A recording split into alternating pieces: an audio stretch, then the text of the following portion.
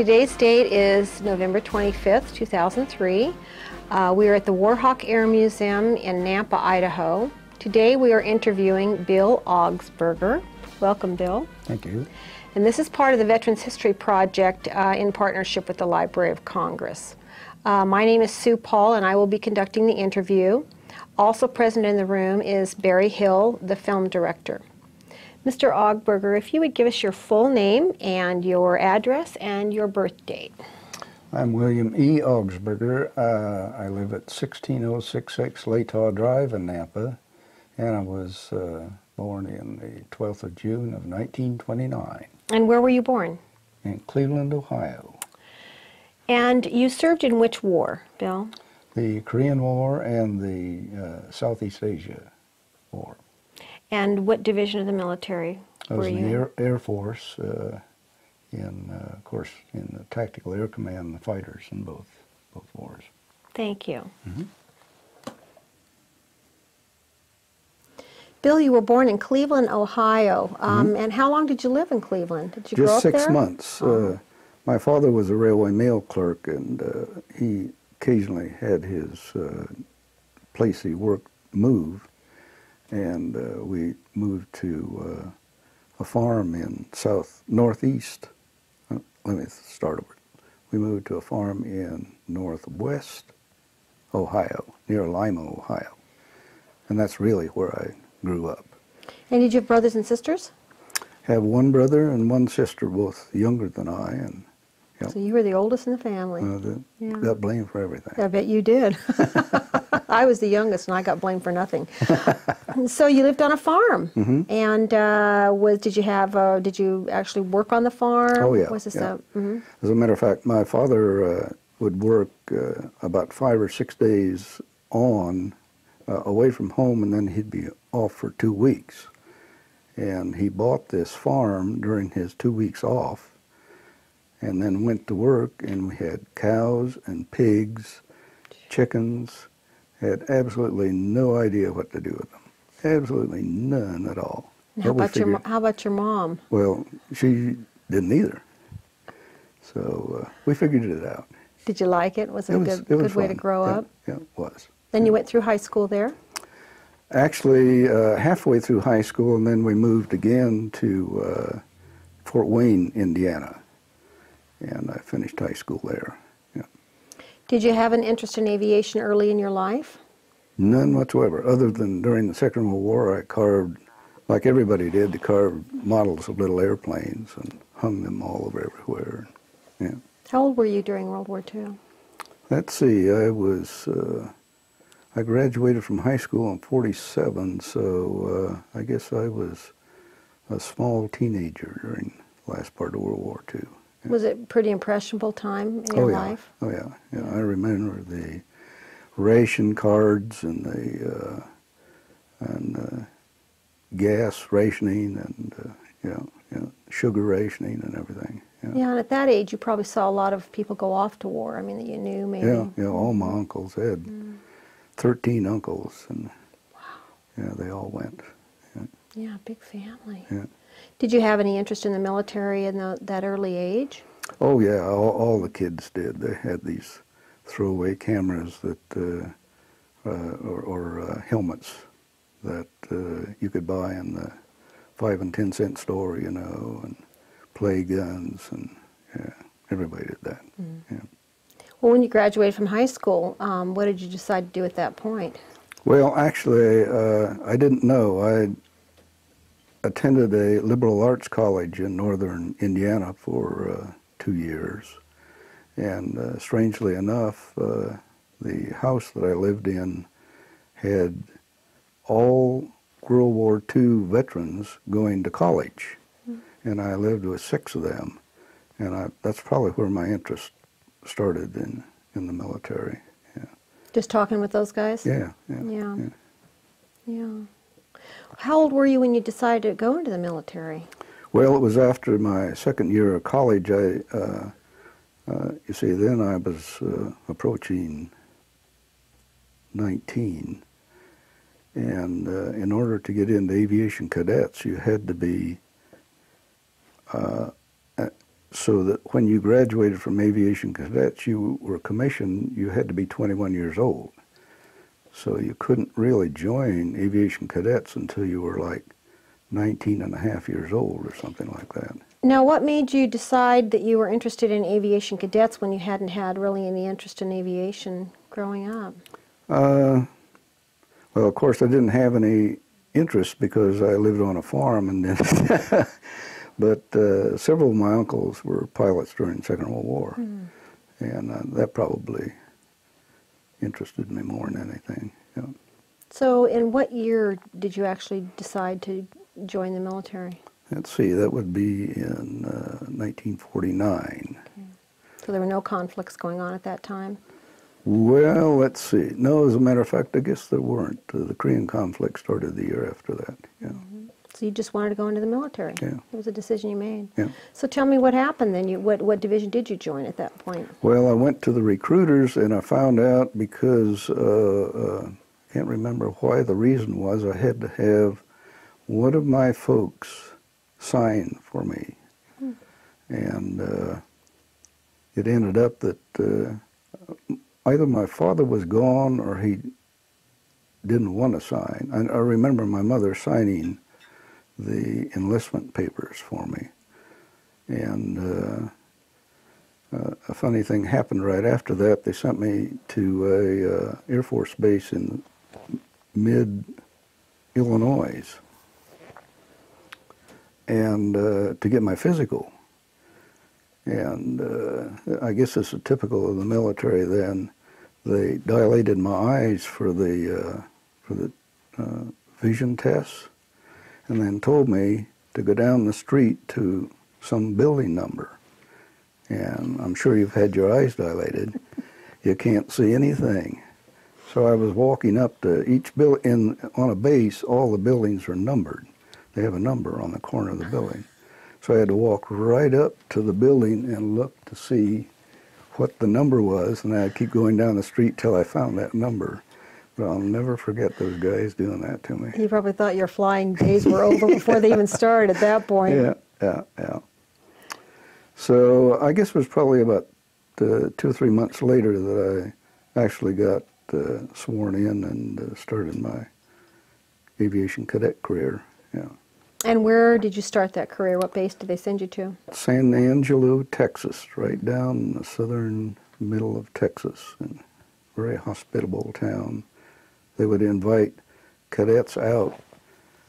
Just regular old people would invite cadets to their town, to their homes for dinner at night. It was really a neat experience. Boy, a bygone era, huh? Yeah.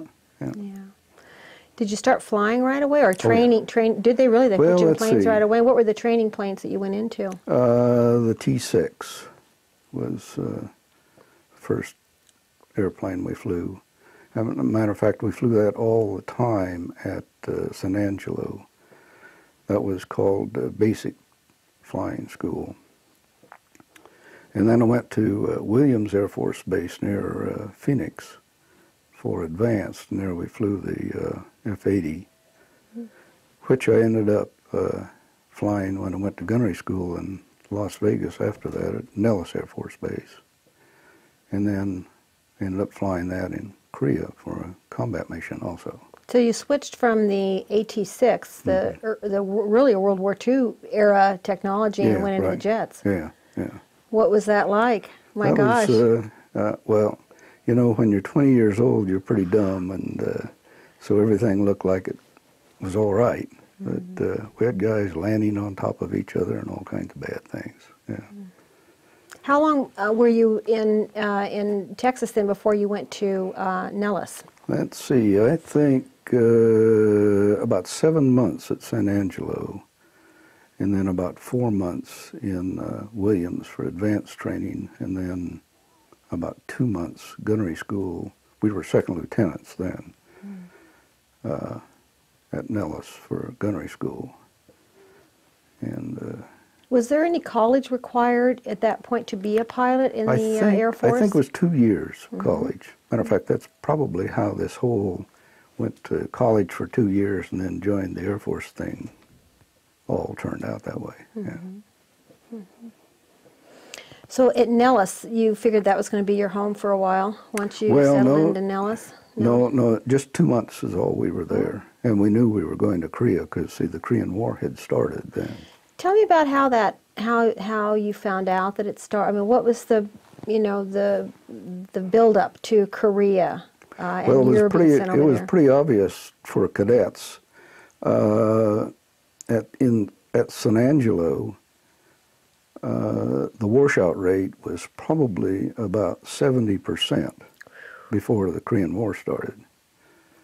And it dropped to about 10% the day after the Korean War started. So it was pretty obvious that a war was on. And very few guys washed out after war was declared. So you knew you'd be going to Korea then? Mm-hmm. Yeah. Yeah. So how'd you feel about that? Oh, I was excited. Ready to go? Yeah, yeah. When did you actually leave for Korea then? Let's see. It must have been about September, I would guess. It was sort of fallish because I had an automobile, and I remember my dad coming from Indiana and helping me drive the car back to Indiana, and it was in the fall. Yeah. How'd he feel about you going to war? A lot of family, a lot of men especially, fought in World War II in the hopes that their kids would never have a war to fight. And I don't know. I don't think that was the feeling then. I think he was real proud that his young son was in the military. Yeah. What was your sense of America's feeling toward the Korea War? I mean, were they really aware that it was going on? Was there of course, when World War II happened, it was a huge, right. change in our country and tremendous upsurge of support on the part of America. They became very actively involved. And what was your feeling, or did you think about it when you left to go to war in Korea? Well, actually, I didn't really think much about it, but thinking back on it, I think there was a lot of the carryover of the patriotism from the Second World War at the beginning of the Korean War, and I don't remember any animosity from anyone about the Korean War. Yeah, really don't. So, did you go over by ship? No, as a matter of fact, we flew on, I think it was a C-54. It was a 4-engine reciprocating airplane, and the range was so short, they flew from California to Honolulu, I think then to Guam, and then from Guam to Japan. And we were stationed in Japan. At that time, the Chinese had pushed the Korean forces down to the Pusan perimeter in southern Korea. And so we flew missions out of Japan over to Korea, back and forth, for probably a month or so before they advanced back up the peninsula and got some bases up there. Yeah. So you were stationed in Japan, gosh, just within 4 or 5 years after the war ended. Yeah. Yeah. What part of Japan were you in? Oh boy. I remember Ashia was a base we were at, I think in the southern portion of Japan. And things were still pretty torn up, but there had been a lot of rebuilding done then, late 51. Yeah. When did your airplanes arrive? Well, they were there. They were there when you got there? Yeah, The base was set and ready for you. Yeah. So what did you start flying then, in the very beginning, when your first overseas assignment? What did I fly? What kind of airplanes? Oh, the F-80s. The F-80s? Yeah, so you went from that in flying school to gunnery school to combat all in the same airplane, which is pretty fortunate. A lot of times that doesn't happen. You have to learn things all over again. What did you think of the F-80? It was a neat airplane. It was small. There were a lot of guys that were too big. They couldn't fit in the airplane. And, well, I shouldn't say a lot, quite a few. But Is that it? no, that's from Southeast Asia. Okay. Yeah. Yeah. As I said, I don't have many pictures at all from Korea. I have that one map up there is the only thing I have.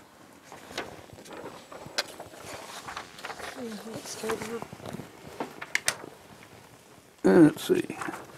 So tell us how you'd fly your missions then. Well, you see, down here is Busan, and we used to fly from the bases in Japan over here up to, well, all up and down the peninsula because that's where things were happening. What was your assignment? What were you doing? Interdiction, they called it. Actually, above a certain line, and this is usually the way in war, above a certain line on the map, anything that moved was fair game. And you just strafed them, whether it was an ox cart or a tank or no matter what it was. But you always carried bombs and to cut roads, break bridges, and blow up railroad tracks and that sort of thing. But it was sort of as a twofold thing. You dropped your bombs and whatever the assigned target was, and then you shot up everything until you ran out of fuel and had to go home. So. How often did you go out were you assigned to go out? While you were in Korea? Probably 2 missions, 1 a day, every 3 days, I'd guess. But there would be times when the weather would be bad and you wouldn't fly for several days. And other times you would fly maybe a week straight, you know, with a mission every day. Maybe sometimes 2 missions a day. How long were the missions, each one? You're asking some good questions. Probably 2 hours, 2.5 hours. Yeah, you're pretty low on fuel by the time you got back. How many of you would go together?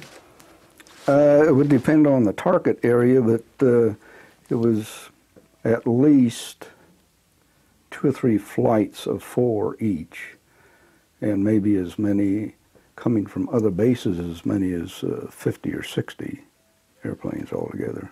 Yeah. Did you have much interception by the enemy? Oh yeah. Yeah, I had lots of, not like there were 2 different airplanes flying primarily in Korea. There was the F-86 and the F-80. F-86 was the first bent wing fighter, and they did most of the tangling with the MiGs, but sometimes the MiGs, because we went clear up to the Yalu River on some of our missions, would get after us That too. is where? Oh, let's see. I'm having a terrible time. So here's Seoul, Pyongyang. Yes, Yalu is clear up here. So you'd go way into. Oh yeah. As a matter of fact, one day we caught some cavalry. We could not believe it, but there were actually mounted cavalry going down the road. Yeah, chewed them up big time. Yeah. I bet. Did the other guys that flew with you flew in the same type of plane you were in? Then you didn't mix planes. No. Okay. Yeah. All right. Yeah, I know what you're saying because in Southeast Asia we did. Yeah. Okay. Yeah. So tell me about some of the combat you got into then during Korea itself when you engaged with the. Well, one of the most memorial one of the missions I'll never forget was my flight leader. I guess I probably had about 50 missions then. He was a graduate of one of the academies, I think the Army Academy. And in any case, he was a very sharp guy. And as we were rolling in on the target, well, they would always tell us young kids to just fly close formation, and when I drop my bombs, you drop yours. When I shoot, you shoot, so forth. And so we always hung on their wings like glue. And this one mission, as I was watching him, all of a sudden his entire cockpit filled full of fire. and he rolled upside. He was an old P-51 pilot, and the way you bail out of a P-51, I guess, is you roll upside down, trim nose up, and get the canopy off and drop out. And I guess he was instinctively doing that because he rolled upside down, and of course he was still on fire, and he just hit the ground, splattered all over everywhere. And I was so, I guess shaken is not the word. I was just, I lost all my, the rest of the flight. So I was all alone. And I flew back from way up north all by myself, and I knew where I needed to go. And probably about halfway back,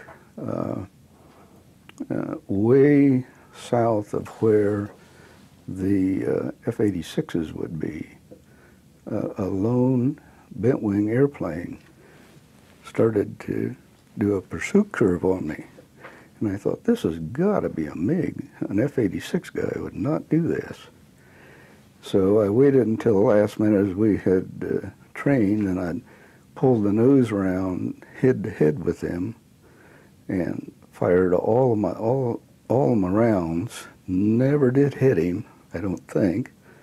And at the last minute, I turned belly to belly with him, and I don't know where he went or whether I actually hit him or not, but I found my way home, and I was a scared little second lieutenant for a while. If you weren't a drinking man, I bet you wished you had been at that moment. Well, I was a drinking man. And how old were you when that happened? Let's see, 21. Yeah. Wow. Yeah, this is the F-80 that, or like this. It wasn't painted like this, but they were all silver there. But this was the F-80 that we flew in advanced flying school and gunnery school in Southeast Asia, or Korea, all three.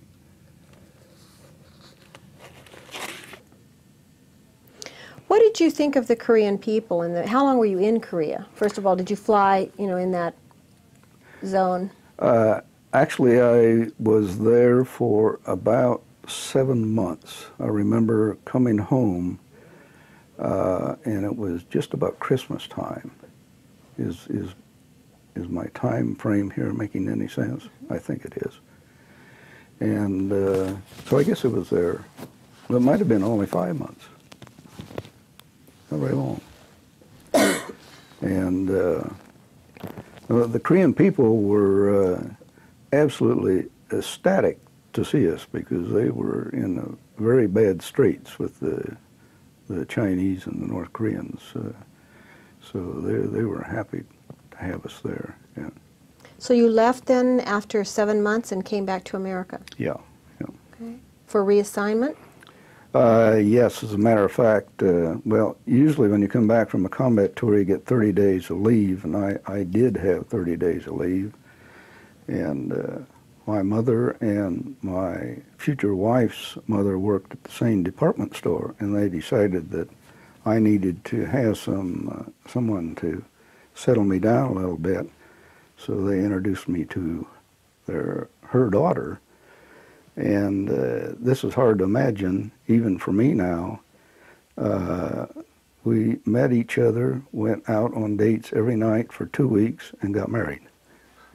And we're still married, 52 years later. Well, congratulations. But to answer your question, we were then assigned to, can't remember the name of the base, out on Cape Cod. And we spent 3 years, our first 3 years that we were married, on Cape Cod in the Air Defense Command. And what did you do there? Well, actually, this was during the beginning of the height of the Cold War, and we were scrambled on different unidentified aircraft coming in on the Atlantic, and we were scrambled on different unidentified aircraft coming in on the Atlantic, and there were quite a few times because there was confusion about who was who and that sort of thing, that we were scrambled, go out and identify the aircraft. And Were you still flying the same airplane? no, as a matter of fact, we were flying F-94s then. It was an intercept airplane that carried rockets. And it was sort of a new generation of the F-80 that was two-seater. It had a radar observer, too. It was a two-seater airplane. Did you have any idea where the Cold War was going? No, actually, I guess I was so far down the line that really wasn't anything I wondered about. We just did our job, and Had you made a decision by then to stay in for life? that's an interesting question too. One day in the orderly room, the adjutant for the squadron called to me and he said, "Did you know you can apply for a regular commission?" And now see, there are two different kinds of officers in all the branches of the service. There's regular officers and reserve officers. And when you, unless you go to an academy and graduate, as I didn't, aviation cadets were commissioned as reserve officers. Anyhow, I said, "No, I didn't. How do you do that?" And he said, "Well, you just fill out these forms and I'll send them in and we'll see whether they accept you or not." So I did, and never thought to ask my wife or say anything. Never, didn't even mention it to her. And about 3 months later, I was accepted as a regular officer. Told my wife, and she had about died. We're in for life, sweetheart. Yeah, she thought she was going home to Mama in a couple of years, and that would be the end of this nonsense. But anyhow, she graciously went along with the gag, and it was a fun trip. Yeah. So you were, for 3 years you were in Cape Cod then, Yeah. you and your wife Yeah. were, and then where were you assigned after that? I applied for maintenance officer school and went to Chanute Air Force Base in Illinois. Was there for nearly a year, and became a maintenance officer then, and got entirely out of the flying business. I was assigned to what they call mobile training attachments. So you weren't flying then at that No, point. Why no. did you decide to get out of flying? Well, I just sort of wandered around into these things, and I didn't realize this was happening when I would apply for these things. But in any case, we had mobile training attachments for about 4 years. 2 years of the time, we moved every other week from one base to another with this maintenance training detachment. And then for the last year, I spent 6 months in Pakistan and 6 months in Norway with mobile training detachments. That was an enjoyable time. Did you have any children by now? As a matter of fact, we had one daughter, lived in a motel, and we finally decided that this is ridiculous and moved into another ridiculous lifestyle. We got a house trailer, pulled the house trailer with our car, and so we slept in the same beds every night anyhow. But while I was in Pakistan, we weren't allowed to take our wives. It's a different kind of a country. And while I was there, I saved up enough money to buy her airplane ticket to come to Norway when we transferred to Norway. So she was able to come with our young daughter to Norway, and we flew with the Norwegians for 6 months. And Did you get back into flying in Norway? I actually got back in flying in Pakistan when I had the F-86s there. Yeah. So, my gosh, after Norway, where did they send you? We came back to the States, and my mind is a little bit blank. I'm sorry about what happened then, but I know that I applied to go. The Air Force had a program where you could either, if you had a degree, an undergraduate degree, you could apply for a graduate study for 2 years, or if you didn't have a degree, you could apply for study for 2 years to get your undergraduate degree. Well, I applied, and when you apply for that kind of a program, they tell you what kind of a program you're going to. You don't get to pick. I ended up in meteorology and got an undergraduate degree from Florida State, and then was a weather forecaster for 3 years in Texas, Laredo, Texas. And I decided that I needed to do something a little bit different, so I applied for the graduate program and went to University of Arizona in Tucson for 2 years. And ran into, now we're getting into the Southeast Asia thing. My old flight leader and squadron commander from Cape Cod was the wing commander at the Air Force Base in Tucson. And he one day asked me if... what was his name? Chappie James. He was a big Negro. Matter of fact, he was one of the first general officers colored general officers in the Air Force later on. But he asked me one day if I liked this weather forecasting business, and I told him not particularly. And he said, well, I can get you a lot more fun job. And I said, what's that? And he said, I can get you back into fighters. And I said, okay, let's do that. And I didn't actually know that he had accomplished anything, but he was a pretty high-ranking officer then and could pull a lot of strings. And I got a call from the commandant of this Air Force training group that I was in meteorology, and he chewed me out real severely and wanted to know what I was trying to pull. And I said, I'm sorry, sir, I don't know what you're talking about. He said, we have orders that you're being reassigned to Nellis Air Force Base. And I said, well, wow, that's, he said, don't you ever apply for another training program in the Air Force. Kabang, and hung up the telephone. And so the week after that, I went to Nellis. And did your family go with you? Well, by this time we had a son and another daughter, and they were, of course, in school, so we decided we better wait until the school year was over.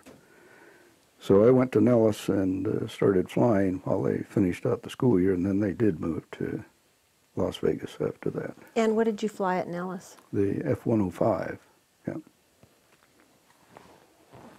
Yeah, as a matter of fact, yeah, that's not a very good picture of it. That's from Southeast Asia, or this one here would be a better picture of it there.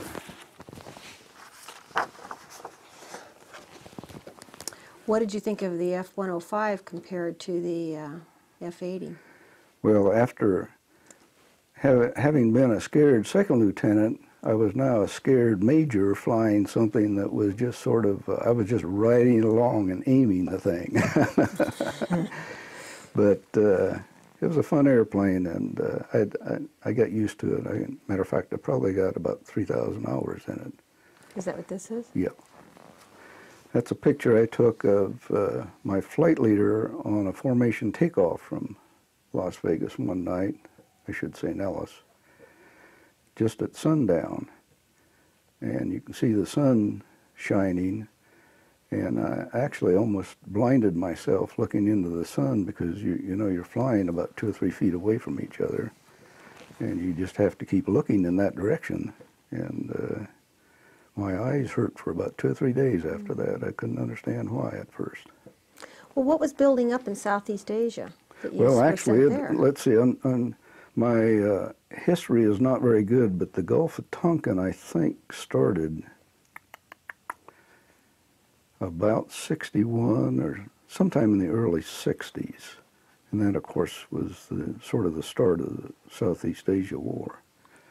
So by the time I got to Nellis in 64 or 65, the war was really well underway. Matter of fact, most of our instructors at Nellis were returnees from Southeast Asia had finished their combat tour.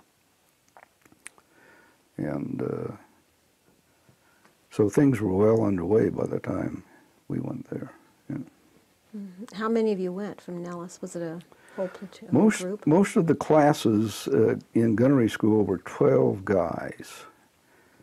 I need to throw back and tell you that when I went through F-80s in 1951 at gunnery school at Nellis, there were 12 guys, and I was the only guy that lived through gunnery school. Yeah, we were just crazy guys flying, and all of them got killed but me. Never got the war. Anyhow, there were 12 of us in the class in the 105s also, and they would send, I think, 2 or 3 of you every 2 or 3 days from that class to Southeast Asia. I think they were trying to spread things out so there was a regular number of guys going over there. And they sent us first to a base in Washington State for escape and evasion training, which was a very eye-opening thing because they did the same things up to the point of actually permanently hurting you, either physically or mentally, that they did, the North Koreans did with their captors, or with their captives. And some of it was pretty spooky, yeah. What did you learn in that? Just to Escape and evasion. control yourself and just make everything else go away. Yeah. It's a mental thing. Yeah, oh yeah, big time mental, yeah. They put you in little boxes and just leave you there until all your limbs went to sleep. And of course in school they would take you out then, but the communists would leave you there for days or weeks, and but it was quite an eye-opening thing. When did you actually go over to Southeast Asia then? That was again about September, I believe. Of what year? Of 1965. And let me ask you, what was the mood of America during that conflict? I think, it was because I had been on the college campus at the University of Arizona, right in the middle of all of the war protesters. It was pretty tense, I would say. Yeah, there weren't a lot of people that liked you. Yeah. So we stopped in the Philippines and went through what we called snake school, but it's really jungle survival school. And the airplane that I was on, in the seat next to me when we flew into the Philippines, was a fellow going back to finish his missions in Southeast Asia. And we got to know each other on this long flight, and when we got to Clark Air Force Base, I went to get out of my seat, and he said, "No, just stay here a minute," and he said, "I'll tell you when we should get off the airplane." So pretty soon we were the only ones on the airplane, and I said, we're going to have to get off of here because they're going to come looking for us. And he said, "Well, okay," and we got our bags, got off the airplane, and I started over toward the area where we were supposed to check in, and he said, no, you don't want to do that. I said, "Yeah, that's where we're supposed to go." And he said, "No, let's go over to base operations and get a Coke before we check in." I thought, oh, okay. Well, he had been through this all before, 3 or 4 months earlier, and so we sat down, had a cigarette and a Coke, and he said, "Well, we better call for a car to take us to the BOQ." And I said, "Yeah, but if you go to the check-in place, they'll take care of all that." He said, "No, we'll do this." So we did, and got a room together, and the next morning we got up, had breakfast, and I said, "We better go over to the check-in place." And he said, "Yeah, you're right." space like? Oh, big place. It was monstrous. As a matter of fact, there wasn't room on the base for everyone. We lived off base in a motel kind of a place, I remember, and had our own car to drive back and forth and everything. And so we went through snake school, and it was sort of an enjoyable thing that I could, What is snake school? Well, what they did was they gave you, I think it was 3 pounds of rice in a bag, had you put on your flying suit and everything that you'd be flying with when you ejected and parachuted down in enemy territory. And then they would put you on a helicopter, take you out in the jungle, and hover over the grass, big tall grass, 5 or 6 feet high, and you'd jump out of this helicopter, and then they said, "We'll see you, goodbye," and you had to find your way back to the base. And the rice was to bribe the pygmies who were supposed to be searching for you, and they were supposedly the enemy, and if they found you, then they would turn you in and you would be captured. But you could use rice to bribe them that they wouldn't turn you in. Well, you quickly ran out of rice, because if you gave a handful to one, he'd run off and tell all his buddies, and they would all come and want a handful of rice. And anyhow, we were out there for 3 days and nights, How many tromping of you were around. together? I think there was probably about 10 of us altogether. That was an interesting time. So you learned to work together as a team. Yeah, and you learn to let snakes and jungle rats run over you at night while you were sleeping, and bugs crawl all over you. It was an interesting time. But you can imagine what it would be like if somebody was chasing you, trying to kill you while you were living like that. It'd be a tough time. So I ended up going from there to my assignment in Thailand at Korat Air Force Base, or Korat Thai Air Base. Actually, I was assigned to Korat, Thailand. There were 2 F-105 bases in Thailand at that time. The other one is at Tok Lee.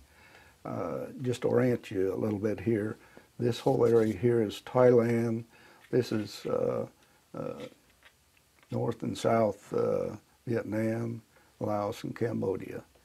And this is the Thai peninsula down here. Had 2 other main Air Force bases, Ubon and Udorn, that flew F-4s at the same time. And what we would do is we would take off from Korat and Tok Lee and fly up to about this point, getting air-to-air refueling in this area. And most of our targets were in the Hanoi area or the railroads, northeast, northwest railroads in North Vietnam. We would refuel in this area here, and then go into the target area, come back out, refuel again, and then go home. How long would you be in the air at a time? Average mission was probably 4 hours, something like that. What kind of specialized training did it take to refuel in the air? It looks so difficult. Not bad. It isn't very difficult. Actually, all you do is you fly formation on the tanker, and the guy that's running the probe on the tanker actually flies the probe into the receptacle in your aircraft. Same thing happens, actually that picture there, actually same thing happens in any aircraft. You just fly formation with the tanker. And he will then fly the probe down into, matter of fact, here's another picture. So you just stay there and fly formation, and he does all of the work. And what were the planes you were flying? F-80, 105s, I'm sorry. 105s. Yep. Did you encounter combat airplanes from the North Vietnamese when you were yeah. flying? Yep. What were they flying? They were flying the MiG 25s and 29s mostly. Yeah. Actually, here again, we didn't spend much time tangling with them because the guys in the F4s were the ones that got to do all of the fun stuff, and all we did was drop bombs. Occasionally, an F-105 guy would shoot down a MiG, but it was very unusual. So you'd go on up into the North Vietnamese area and drop bombs. Yeah, yeah. Most of them were in the Hanoi complex around, and I can't remember the port over there, Haiphong. A lot of missions were in the Haiphong area too. These are some of the air refueling routes and target areas that we flew into. Actually, this small area here in the Gulf of Tonkin is what you see on this map. And about a third of our missions from Thailand down here were refueling over the Gulf and then going to targets up in North Vietnam. What was the greatest danger to you outside? Being killed. Well, right, by the MiGs, or was there flak from the ground, or? Oh yeah, yeah. The radar guided. All the guns were radar guided, and a lot of people then made a big deal out of the SAMs, but the SAMs were not really much of a problem as long as you saw them. Because you could easily. And what is a SAM? Surface-to-air missiles. But about the other 2/3 of our missions were over land, and much like this map, this one shows us going up through Cambodia and up to turning points and into target areas above and around Hanoi, and coming back out then. How many missions did you fly weekly? Well, because I was allowed to, as the operations officer, to schedule all of the missions, I scheduled every time I could, as long as the squadron commander didn't notice that I was doing that. So I was really only there for about 5 months to finish 100 missions. And at 100 missions, you could go home back to the U.S.? Yeah. And That's probably I was flying about 2 missions every 3 days, I would guess, something like that. But unlike Korea, these were much longer missions. The longest one I flew was 13 hours. So if you can imagine being strapped into your chair, can't get up, can't move for 13 hours, and a couple of hours that time somebody's trying to kill you, it makes a long day out of it. So you packed a lot of missions in 5 months. Yeah, I cheated. Now, just so I can ask you, what does this pineapple have to do with the 100 missions we just talked about? When you finish your 100 missions, one of the celebrations was that somebody would hand you a pineapple supposedly filled full of a normal drink that you would get at the officers' club. But, and nobody ever told anybody different until you drank your drink and you found out it was pure 100% bourbon or whatever they decided to put in it. It was not a mixed drink at all. And of course you were expected to drink the drink. And if you can, I think probably a normal sized pineapple would easily hold 1.5 pints of liquid. So by the time you got to the swimming pool where they were going to throw you in as part of the other part of the initiation, you didn't feel much anymore. And they had a big parade that they would drive around the base, tooting their horns and clanging cymbals. And the Thai people were interesting people. not only when you taxied out on a mission, but when this 100 mission thing happened, they would all stand around giving the thumbs up and clapping their hands. It was a impressive thing, really was. So the Thai people, you felt were glad that you were there? Yeah. Oh, yeah. They knew what was going on. Yeah. How did you like the Thai people? Yeah, they were neat people. Yeah. This is your squadron patch? Mm-hmm. And what does that stand for? Well, it's a ram head, obviously. Yeah, it's, we had some kind of a nickname for it. It probably wouldn't be something you'd want to record on this interview anyhow. But is this flying a mission? yeah, actually, these are all combat mission pictures, either coming or going. You can tell whether it's coming or going by whether there are any bombs on the airplanes or not. And this is actually your squadron. These are the boys that you flew with. Mm-hmm. Yeah. Yeah, this picture was taken probably about 2 weeks after I left to go home. Yeah, but I flew with all of those guys. Yeah, the squadron commander at that time was, where is he? Down here in the middle somewhere.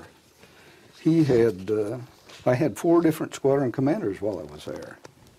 Yeah, we had a really bad shoot-down rate. Because they were killed? Oh, yeah, yeah.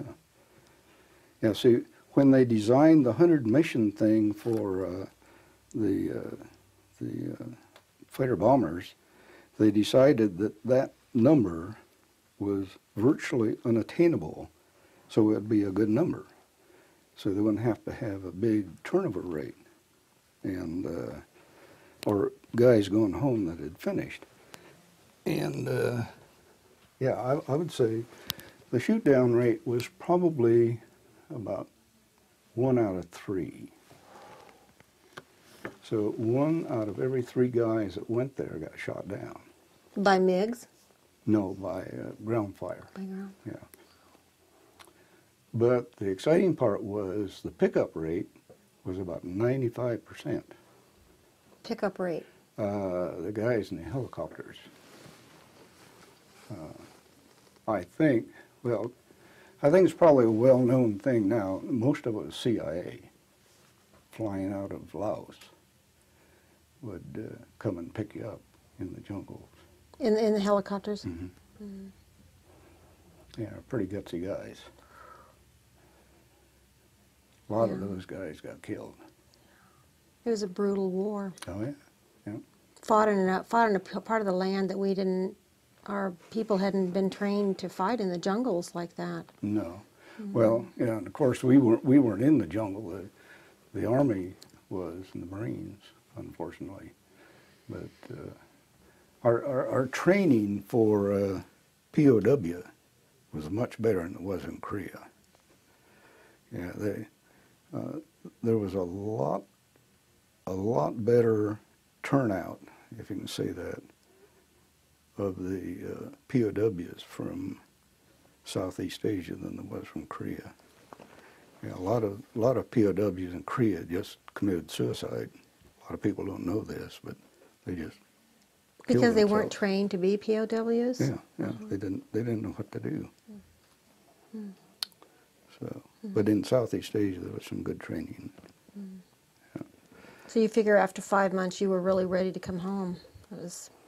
Yeah, as a matter of fact, a lot of the guys went on R&Rs to Australia, and I thought that would not be a very fair thing to leave my family at home and go to Australia for a couple of weeks before I went home, so I didn't.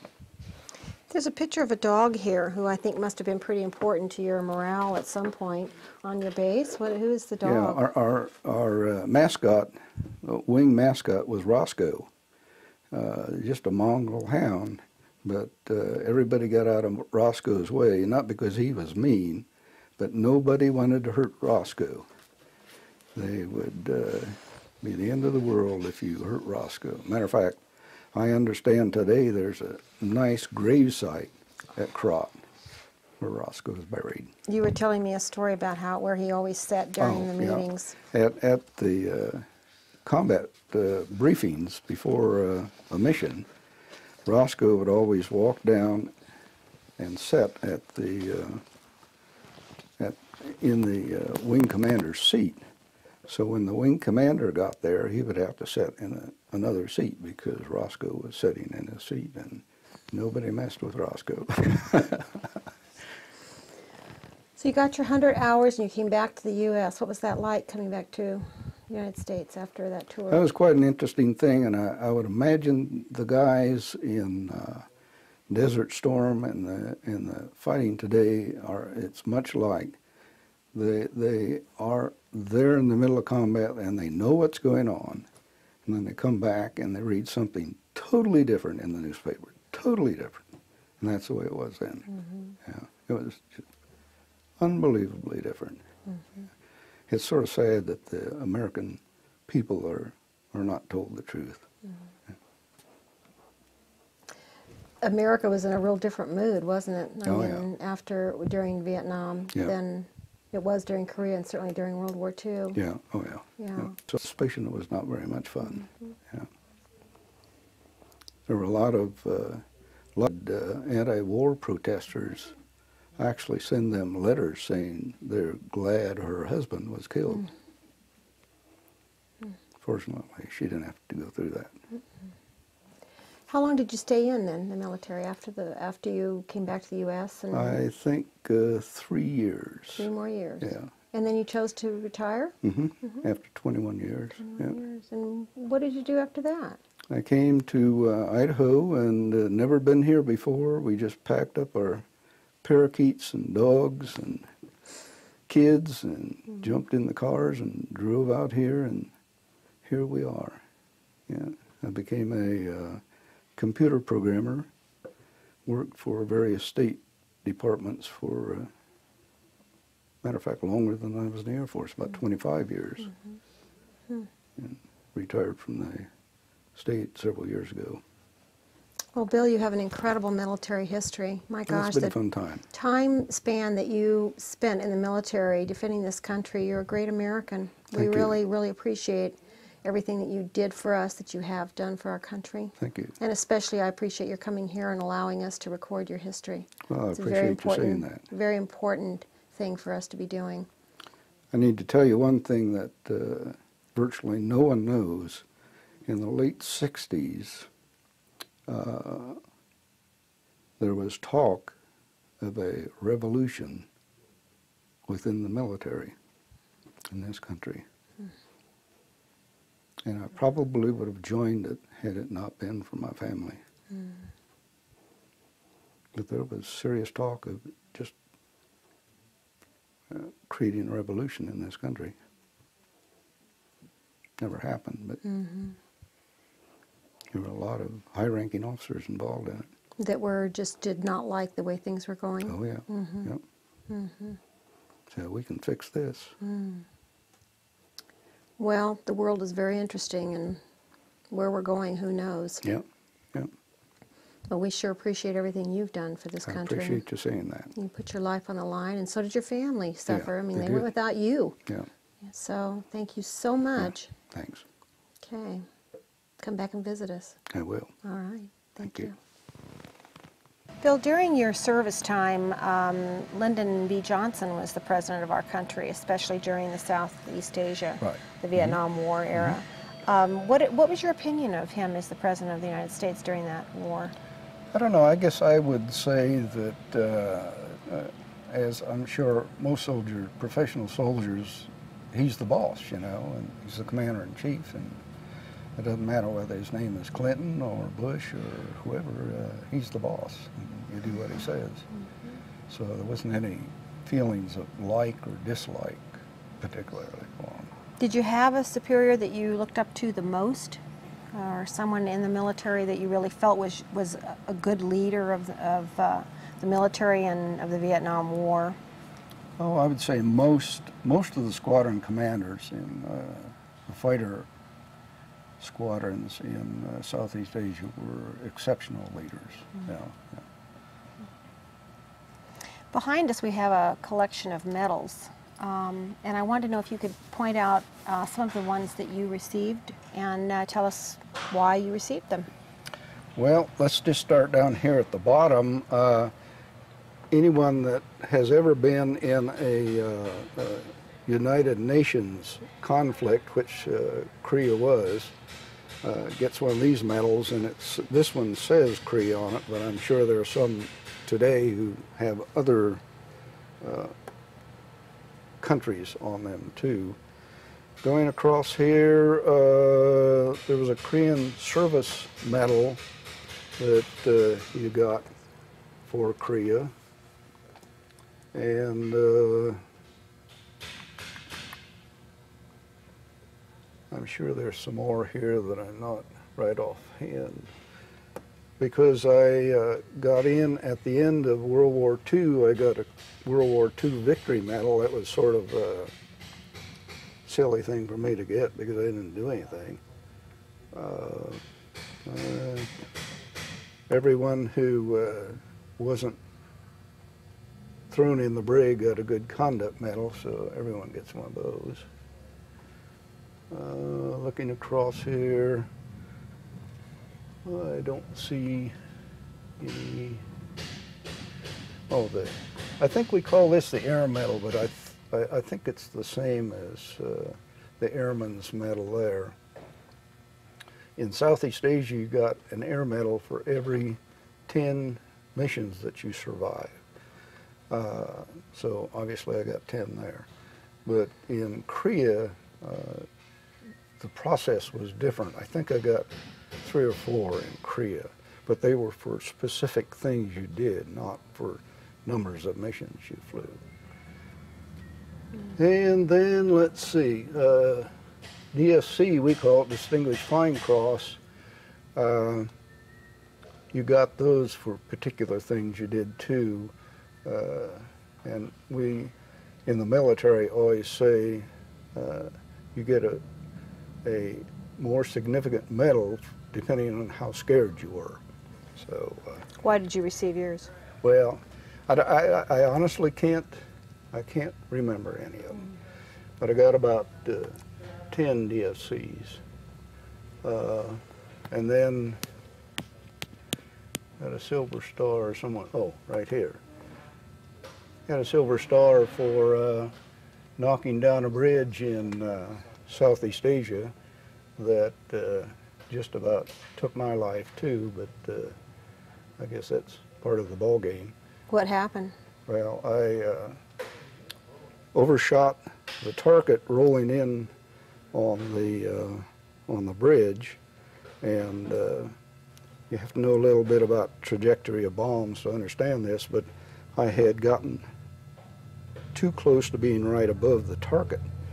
So I had to push my nose way forward in order to get the proper angle to drop the bombs. And just as I was pushing the nose forward, the rounds from an anti-aircraft gun went right over the top of my canopy. And I think about this to this day, if I hadn't pushed my nose forward, those suckers would have gone right through me. And anyhow, I could hear the concussion from the things going by the canopy.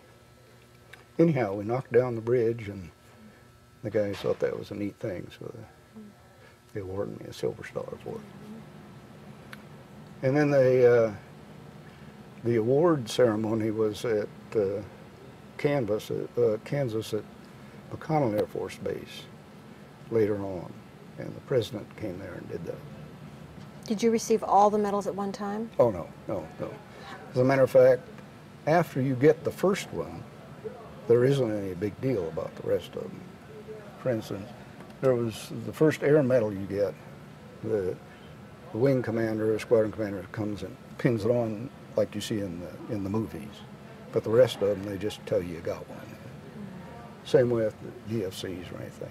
Yeah. And they just arrive in the mail, or you pick them up? Yeah, well, no, either the boss calls you and you go down to the orderly room and he says, here's another DFC or whatever, and congratulations, goodbye. What about the Silver Star? That was awarded to me by Lyndon Johnson while he was president, and while I was at McConnell Air Force Base. And the funny thing about it was when he walked up to me to pin the medal on me, and a great big guy, he says, "What's your state?" And I said, "Sir," he said, "What's your state?" I said, "I'm sorry, sir, I don't understand." And about that time, the sergeant major who was carrying the medals came up to me and whispered in my ear, and he says, "He wants to know what state you're from." I said, "Oh, I'm from Indiana." Being a politician. Never mind your state of mind. Yeah. Being a politician. I had notion to say I'm scared to death that all he wanted to know is what state his votes were coming from. So, anyhow, he went on down the line, pinning on medals after that. Yeah. Well, that's wonderful. I hope you have them all framed in your home. Well, matter of fact, most of them I can't remember. I don't know where they are. Yeah. They're just things that happen. I still have the Silver Star, though.